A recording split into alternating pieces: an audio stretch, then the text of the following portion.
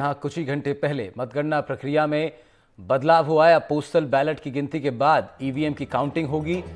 ग्वालियर से बड़ी खबर आपको बता रहे हैं, जहां पर मतगणना के प्रोसेस में कुछ बदलाव किया गया है। अब पहले बैलेट की काउंटिंग होगी, उसके बाद ईवीएम की काउंट शुरू होगा। ग्वालियर कलेक्टर रुचिका चौहान ने ये जानकारी साझा की है। उन्होंने बताया, पहले पोस्टल बैलेट के साथ ही गिनती शुरू होनी थी। ईवीएम की गिनती अब पोस्टल बैलेट के आधे घंटे बाद शुरू होगी। पोस्टल बैलेट की गिनती पहले होगी, उसके बाद ईवीएम की काउंट शुरू किया जाएगा। ग्वालियर से बड़ी खबर आ रही है, जहां पर जिला कलेक्टर ने इस बात की जानकारी दी है। अब पोस्टल बैलेट के आधे घंटे बाद ईवीएम की काउंटिंग की जाएगी। कुछ घंटे पहले मतगणना प्रक्रिया में बदलाव हुआ है। पोस्टल बैलेट की गिनती के बाद अब ईवीएम की काउंटिंग होगी। ग्वालियर की कलेक्टर रुचिका चौहान ने यह जानकारी साझा की है।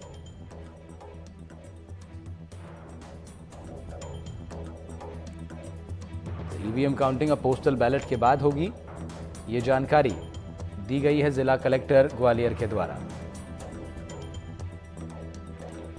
देवश्री माली हमारे संवाददाता ज्यादा जानकारी के साथ जुड़ रहे हैं हमारे साथ। देव, क्या कुछ अपडेट है पूरे मामले पर? क्या जानकारी जिला कलेक्टर की ओर से साझा की गई है प्रेस को? जी, एक बड़ा बदलाव किया गया है।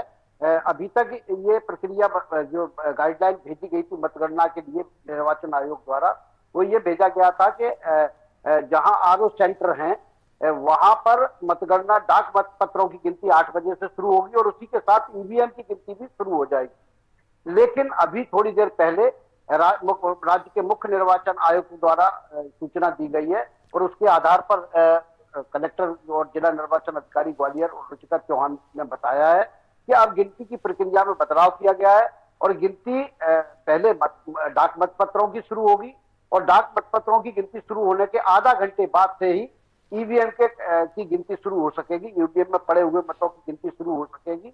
हम यहाँ बता दें कि पहले यही प्रक्रिया अपनाई जाती थी कि पहले डाक मतपत्रों की गिनती शुरू होती थी और आधा घंटे बाद ईवीएम के मतों की गिनती शुरू होती थी।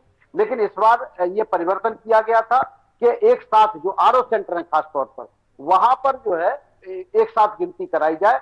लेकिन आज फिर वही बदलाव किया गया और पूर्व की जो प्रक्रिया है उसे ही अपनाया गया। तो अभी सारे बदलाव एकदम जल्दी में किए गए, तो अब सारी प्रक्रिया में सबको समझाने की कोशिश चल रही है, क्योंकि अभी तक सुबह तक यही पता था कि आधा घंटे के अंतर की जगह साथ साथ मतगणना शुरू होगी। अभी हमें रुचिका चौहान जो ग्वालियर के जिला निर्वाचन अधिकारी और कलेक्टर हैं, उन्होंने इस बात की पुष्टि की है कि हाँ, राज्य निर्वाचन आयोग से इस तरह का निर्देशन प्राप्त हो गया और उन्होंने इसकी प्रक्रिया को आगे भी बढ़ा दिया है। और अब लेकिन ये जो बदलाव है, ये सिर्फ आरओ सेंटर पर ही होगा। जैसे कि आरओ सेंटर का मतलब ये है कि एक लोकसभा जो कुछ जिले होते को मिलाकर, विधानसभाओं को मिलाकर बनाया जाता है। जैसे हम ग्वालियर की बात करें तो ग्वालियर संसदीय क्षेत्र में 8 विधानसभाएं आती हैं। उनमें से 6 विधानसभा ग्वालियर जिले की हैं और 2 विधानसभाएं शिवपुरी जिले की है, जिनकी गणना है, मतगणना शिवपुरी जिले में ही हो रही है। लेकिन इनको घोषित यही किया जाएगा। तो ये जो प्रक्रिया में बदलाव किया गया है, ये प्रक्रिया में बदलाव सिर्फ वही किया गया है जो आरओ सेंटर है, जहां आरओ बैठ रहा है, रिटर्निंग ऑफिसर उस संसदीय क्षेत्र का बैठ रहा है। यानी बाकी जगह पर ये बदलाव नहीं किया गया। ठीक है देव, बहुत बहुत शुक्रिया आपका तमाम जानकारी के लिए। देव श्री माली हमारे संवाददाता रिपोर्ट कर रहे थे ग्वालियर से, समझा रहे थे क्या कुछ बदलाव किया गया है चुनाव आयोग द्वारा मतगणना की गिनती के दिन।